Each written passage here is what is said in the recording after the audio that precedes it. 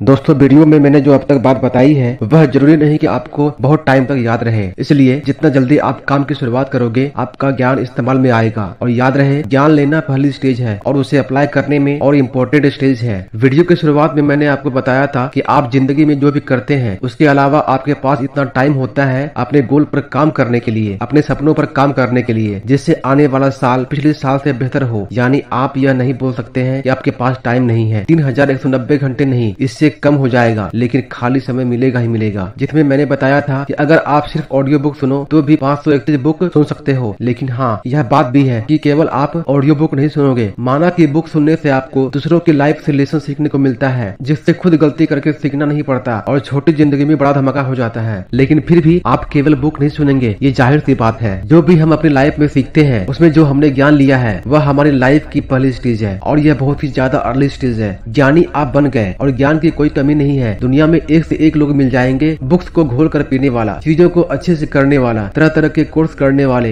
लेकिन main stage है उस ज्ञान को अप्लाई करना, और यही चीज स्कूल और कॉलेज में ढंग से नहीं समझाई जाती है। वे बस स्टूडेंट के माइंड में ज्ञान भर रहे हैं और टीचर्स को खुद नहीं पता होता है कि यह ज्ञान कब, कहां और कैसे अप्लाई करना है। जैसे मैंने कंप्यूटर की पढ़ाई करने के दौरान देखा, जो टीचर्स वेबसाइट बनाना सिखा रहे हैं उन्होंने खुद ने जिंदगी में एक भी वेबसाइट नहीं बनाई, वो बस सिखा रहे हैं। उन्होंने ज्ञान लिया भी है तो बस दूसरों को सिखाने के लिए, कुछ इम्प्लीमेंट नहीं करेंगे। माना कि टीचिंग भी स्किल होती है, यह भी एक काम है, यह भी पैशन है लोगों का। लेकिन यह बहुत ज्यादा होता है कि वे लोग टीचर बन जाते हैं जिन्हें खुद को ज्ञान अप्लाई करना नहीं आता, बस ज्ञान को बुक से पढ़कर बताना आता है। अगर कोई स्टूडेंट कॉमर्स की पढ़ाई कर रहा है और वहाँ पर जो टीचर पढ़ाई करवा रहे हैं वहाँ पर बिजनेस करना वो लोग को बता रहे हैं, जिन्होंने खुद ने यह प्रैक्टिकली ट्राई नहीं किया, उन्होंने कभी लाइफ में बिजनेस नहीं किया। तो ज्ञान लेना सबसे अर्ली स्टेज है और सबसे मेन स्टेज उस ज्ञान को अप्लाई करना है। मेरे प्यारे शिक्षकों, जैसे आपको मेरी बातें बहुत ही प्रैक्टिकल लग रही होगी, मैं कोई न्यूज पेपर नहीं पढ़ रहा, मैं कोई अनमोल वचन या कहानियां नहीं सुना रहा, मैं आपको इतने प्रैक्टिकल बातें बताता हूँ। आपको फील आता होगा कि भाई साहब क्या बात बता दी है। मैं अभी इस वीडियो को पूरा देखकर इसे अप्लाई करूंगा। शुरुआत वाले पार्ट को मैं दो अलग अलग एंगल से समझाने वाला हूँ। एक है शुरुआत क्यों कर पाओगे और दूसरा है शुरुआत कर ली तो उसे कंटिन्यू कैसे रख पाओगे। क्योंकि शुरुआत भी हो जाती है लेकिन वह एक समय के बाद रुक जाती है, छोड़ देते हैं उस चीज को। जैसे जिम बहुत लोगों ने शुरू की होगी, लेकिन उनमें से बहुत ज्यादा लोग बीच में ही जिम छोड़ देते हैं। पहले मैं आपको बताऊंगा कि शुरुआत करने के बाद कंटिन्यू कैसे रहोगे, वह चीज बाद में बताऊंगा कि शुरुआत करने के लिए क्या करना होगा। शुरुआत के बाद वाला ऑटो पायलट, जैसा कि मैंने डोपामिन के बारे में बताया, आपके दिमाग के रिवार्ड सिस्टम के बारे में बताया कि आप कुछ भी करते हो तो उसे आगे से आगे करने की इच्छा तब होती है, उस काम को और बेहतर करने की इच्छा तब होगी जब आपके दिमाग में यह केमिकल रिलीज होता रहेगा। और यह तब होता है जब कुछ अचीव होता है, कुछ हासिल होता है, एक चैन बन जाती है, जैसे रिजल्ट मिले और मोटिवेशन मिलता है और बेटर करते हैं। यह पूरा पॉइंट आपको समझ आ रहा होगा अगर आपने ब्रेन वाले पार्ट को ध्यान से सुना होगा कि डोपामाइन कैसे काम करता है। इसलिए मैंने कहा था कि वीडियो के लास्ट पार्ट को अच्छे से तब समझ पाओगे जब पूरी वीडियो को ध्यान से सुनोगे। तो इस ब्रेन के सिस्टम पर ट्रस्ट करो। जब लाइफ में वो होने लगेगा जो आपको चाहिए था, तब आप दो चीजें एक्स्ट्रा करोगे, एनर्जी से भर जाओगे, पागल हो जाओगे कि मुझे इतना मजा क्यों आ रहा है। यहाँ वहाँ बताते रहोगे कि भाई मैं तो पूरा मोटिवेटेड हूँ, डरोगे कि कहीं नजर न लग जाए। अब आते हैं शुरुआत ही कहाँ से करें। लेकिन शुरुआत कब होगी? जब आप इस लेवल तक पहुँचोगे ना, तब शुरुआत कर लोगे। कोई भी काम शुरू करो तो 50% वो काम हो गया ऐसा समझे, लेकिन शुरू कैसे करें? जैसा कि मैंने पहले डेथ बेड वाली मेंटेलिटी बताई थी कि अगर आपको पता चल जाए कि आपके पास केवल 6 महीने ही है, तब क्या आपको किसी भी काम की शुरुआत करने में आलस आएगा? तब क्या उसे टालोगे? क्या तब अलार्म यूज करोगे? तब क्या उसे करना बार बार भूलोगे? डेथ बेड वाली मेंटेलिटी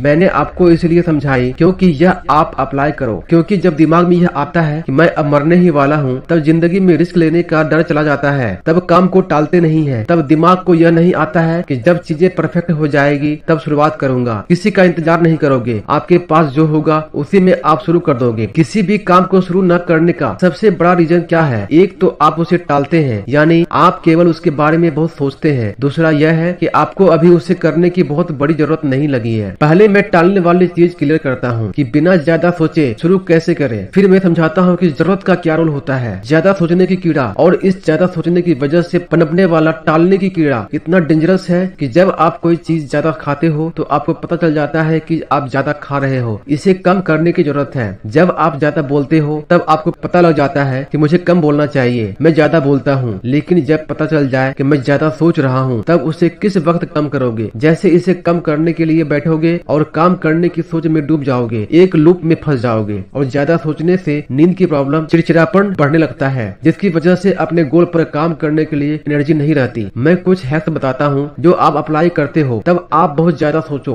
पहले तो आपको यह समझना है कि नेगेटिव और पॉजिटिव कुछ नहीं होता है, दोनों में ज्यादा सोचने को ज्यादा सोचना कहेंगे। उदाहरण के लिए हम अपने आप को ज्यादा सोचने वाला तब कहेंगे ना जब हमारे माइंड में बहुत नेगेटिव बातें चल रही होती है, एक से एक सपनों के महल जब दिमाग में बना रहे होते हैं, तब हम उसे यह नहीं कहेंगे कि हम ज्यादा सोच रहे हैं, लेकिन ज्यादा सोचना दोनों को कहेंगे। ज्यादा प्लानिंग करना, ज्यादा अच्छा सोचना, सपनों का महल बस खड़े ही करते जाने से भी इतनी एनर्जी यूज हो जाती है कि केवल बड़ा सोचने में ही सारा उत्साह खत्म हो जाता है और उस काम को करने में नहीं। ज्यादा सोचना दोनों को कहेंगे, पॉजिटिव तरीके से भी और नेगेटिव तरीके से भी। दूसरा है, आप अपने आप को विचार मत समझो। आप जैसा सोचते हो वैसा ही बनते हो, लेकिन आप सोचने वाले हो, आप खुद विचार नहीं हो। विचार आपके दिमाग में आते हैं। अपने आप को विचारों से अलग करने का सबसे बेस्ट तरीका है, जब भी आप किसी भी चीज के लिए ज्यादा सोचने लग जाओ तब यह सोचो कि क्या यह मेरे लिए अभी सोचना ज्यादा इम्पोर्टेंट है या मेरे लिए यह काम करना ज्यादा इम्पोर्टेंट है। सवाल करने से आपके माइंड को डायरेक्शन मिल जाएगी और सवाल करने वाला ही डायरेक्शन जानता है। तो जब आप अपने आप से सवाल पूछते हो तो आपको जवाब मिलता है, आपको पता चलता है कि अभी तो मेरे लिए यह काम करना इम्पोर्टेंट है, इसके बारे में मैं बाद में भी सोच सकता हूँ। और दूसरा, अपने आप से पूछना है कि जब भी कोई गलती हो जाए, कोई विचार परेशान करे, तो पूछो अपने आप से ही, क्या मेरे लिए यह वाला एक साल भी मैटर कर रहा होगा? पूछो अपने आप से ही, क्या मेरे लिए यह आने वाला साल मैटर कर रहा होगा? क्या इससे मेरे आने वाला एक साल पर इम्पैक्ट पड़ेगा? आपको जवाब मिलेगा कि नहीं। आपका आने वाला साल पर इम्पैक्ट इस बात से नहीं होगा कि आप बार बार क्या सोच रहे हो, इसे फिर कभी सोच लेंगे, लेकिन आने वाला एक साल इस बात से इम्पैक्ट होगा कि आप अभी क्या कर रहे हो। तीसरा है कि सब किसी भी काम की शुरुआत इसलिए नहीं कर पाते क्योंकि हम इंतजार करते हैं परफेक्शन का, यानी हम चाहते हैं कि शुरुआत अच्छे से हो, जब यह हो जाएगा तब वह हो जाएगा। इम्प्रेशन जमाने के चक्कर में शुरुआत ही नहीं कर पाते। दोस्तों, जब मैंने YouTube पर पहली वीडियो बनाकर डाला तो मेरी आवाज इतनी अच्छी नहीं थी और मैं इतने अच्छे से परफेक्ट तरीके से बोल भी नहीं पाता था, लेकिन धीरे धीरे मेरे आवाज में परिवर्तन होना शुरू हुआ और आज आप मेरी आवाज को देख सकते हैं। पहले की तुलना में अभी मेरी आवाज और भी बेहतर बन गई है। यह सब प्रैक्टिस से हुआ है, इसलिए जैसे भी हो पहले आप शुरुआत करें। किसी काम की शुरुआत पहले करनी चाहिए, परफेक्शन के चक्कर में न पड़े। परफेक्शन का इंतजार करना भी टालने का एक कारण है। हमें टालते वक्त यह सोचना है कि बहुत अच्छे से शुरुआत करने का विचार लेकर कभी शुरू ही नहीं करें। इससे अच्छा है कि बेकार ही सही लेकिन शुरू करो। ऐसा कोई काम नहीं जिसे बाद में ठीक न किया जा सके। अगर अच्छी शुरुआत नहीं की है तो बाद में इसे ठीक किया जा सकता है, लेकिन शुरू करो। बाद में क्या होता है? बाद में कुछ नहीं होता। बाद में मतलब कभी नहीं। दोस्तों, आज के लिए बस इतना ही। अगले वीडियो में मैं बताऊंगा कि हम किसी भी काम की शुरुआत क्यों नहीं करते और कोई भी काम की शुरुआत करने की मुख्य वजह क्या होती है, हम कोई भी काम क्यों करते हैं। इन सब बातों को मैं अगली वीडियो में बताऊंगा। मिलते हैं अगली वीडियो में, तब तक के लिए नमस्कार।